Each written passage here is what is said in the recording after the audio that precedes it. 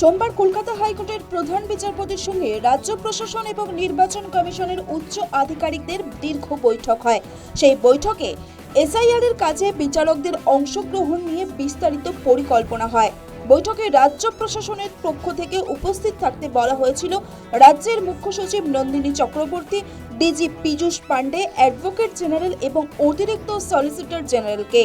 কিন্তু বৈঠকের পর অভিযোগ ওঠে রাজ্যের প্রাক্তন মুখ্য সচিব এবং বর্তমানে মুখ্যমন্ত্রীর প্রধান সচিব মনোজ পন্ত সেই বৈঠকে উপস্থিত ছিলেন।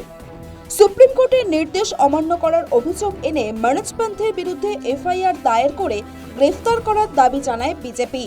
মঙ্গলবার এই নিয়ে সরব হন কেন্দ্রীয় মন্ত্রী সুকান্ত মজুমদার। আমি বিশ্বস্ত সূত্রের কাছ থেকে খবর পেয়েছি, গতকাল যে মিটিং হয়েছে সেই মিটিংয়ে মনোজ পন্ত উপস্থিত ছিল। আমার প্রশ্ন, মনোজ পন্ত তার কোন পদাধিকার বলে এই মিটিংয়ে উপস্থিত থাকেন? তার উপস্থিতি সম্পূর্ণরূপে বেআইনি, কারণ তিনি চিফ সেক্রেটারি নেই এখন।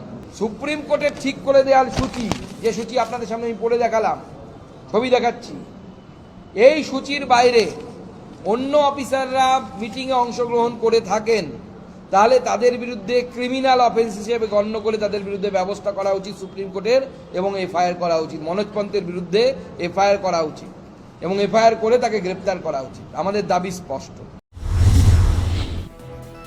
এরপর নবান্নের পক্ষ থেকেও মনোজ পন্থের বৈঠকে উপস্থিত থাকার কথা জানানো হয়। নবান্নের পক্ষ থেকে জানানো হয় হাইকোর্টের প্রধান বিচারপতি সুজয় পালের অনুমতি নিয়েই বৈঠকে উপস্থিত ছিলেন প্রাক্তন মুখ্য সচিব।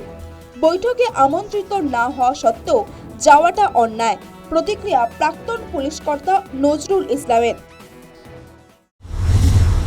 হাইকোর্টে যে মিটিং হয়েছিল সেখানে প্রিন্সিপাল সেক্রেটারি টু চিফ মিনিস্টারকে ডাকা হয়েছিল কিনা আমি জানি না।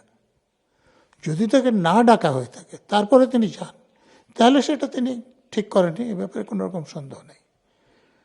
তো চিফ সেক্রেটারিকে ডাকা হয়েছে আমি জানি, ডিজিকে ডাকা হয়েছে, সিপিকে ডাকা হয়েছে, তো তারা যেতে পারে। তিনি যখন এ সকল কোনো পদে নেই তখন তার যাওয়ার কথা নয়। কিন্তু যদি চিফ জাস্টিস যিনি মিটিং করছেন তারা যদি প্রিন্সিপাল সেক্রেটারি টু সিএমকে ডেকে থাকেন, তো তারা বলতে পারবেন যে ডেকেছেন কিনা। তাহলে তিনি ঠিক করেছেন না অন্যায় করেছেন, সেটা নির্ভর করবে যে তাকে ডাকা হয়েছিল কিনা। এসআইআর আবহে রাজ্য কমিশন সংঘাত চরমে উঠেছে। রাজ্যের বিরুদ্ধে অসহযোগিতা এবং নিয়ম না মানার অভিযোগ এনেছে কমিশন। এই আবহে মনোজ পন্থের বিরুদ্ধে অভিযোগ আবহ আরও উত্তপ্ত করবে বলেই ধারণা রাজনৈতিক মহলের। News time.